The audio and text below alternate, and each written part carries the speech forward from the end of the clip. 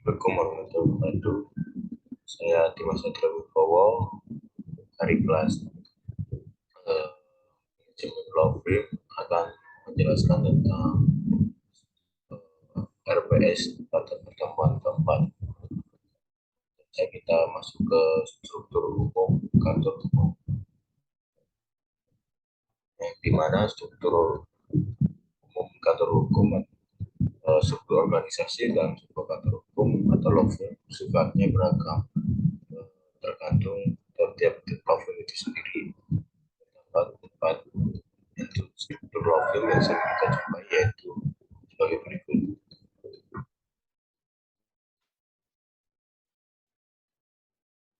Ini struktur pertama yang kita lihat, yang di atas sendiri adalah managing partner, yang di sampingnya adalah partner-partnernya.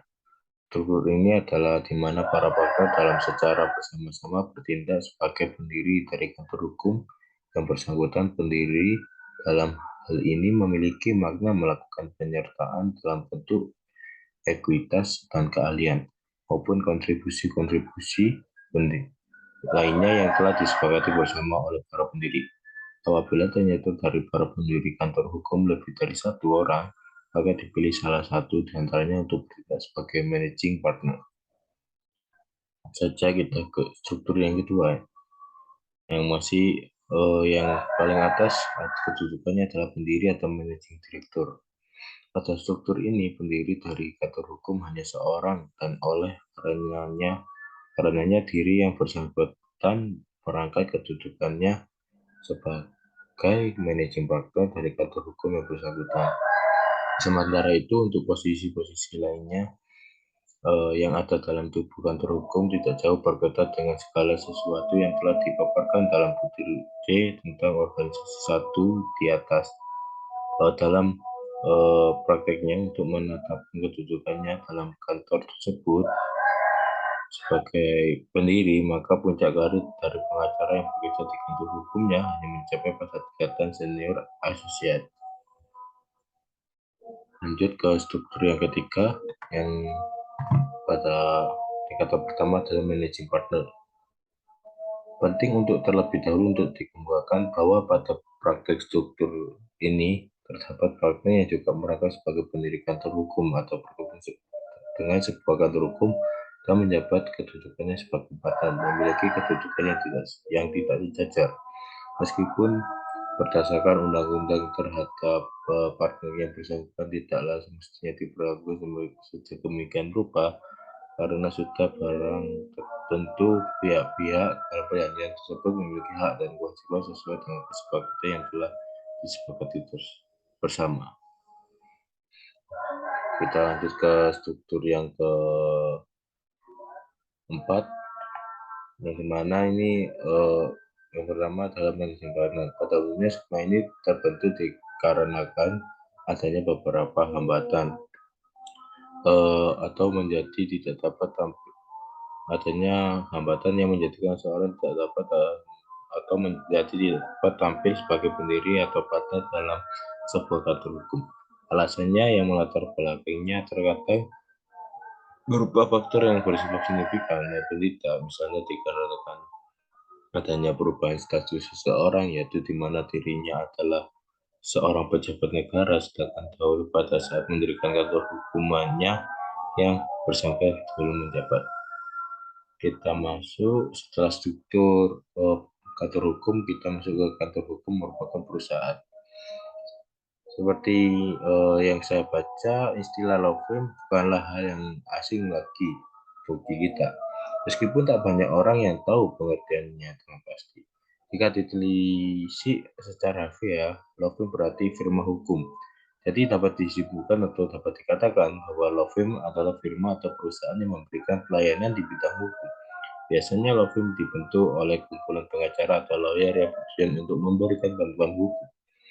Bantuan hukum yang ditawarkan pun beragam, baik dan bersifat perdata maupun pidana.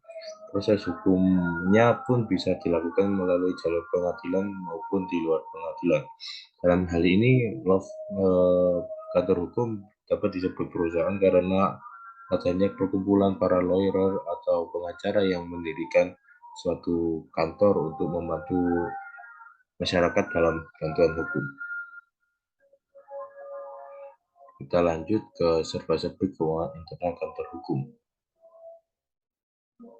Kita masuk ke pembagian laba.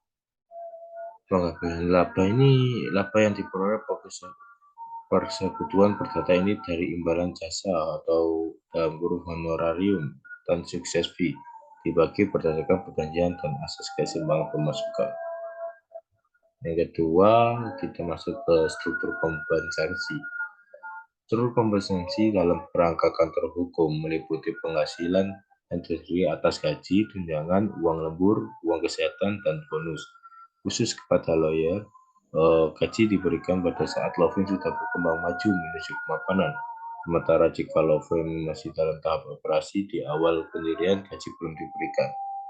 Jadi pemberian gaji kepada lawyer menunggu law firm memiliki nama atau memiliki pamor di masyarakat atau di kalangan tertentu. Nah, di dalam struktur kompensasi terdapat yaitu gaji, pendapatan perusahaan, dan marketing fee.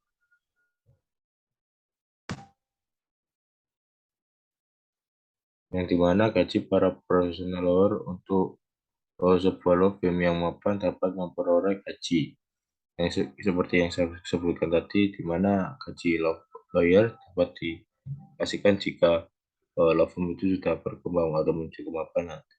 Yang kedua, kita ke pendapatan perusahaan.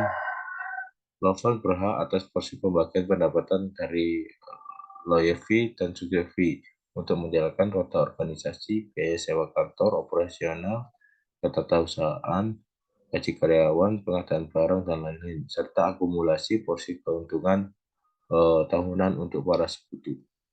Lanjut ke marketing fee, jasa perantara kepada pihak di luar law firm outsourcing. Anda layak mendapatkan tanda apresiasi atau penghargaan.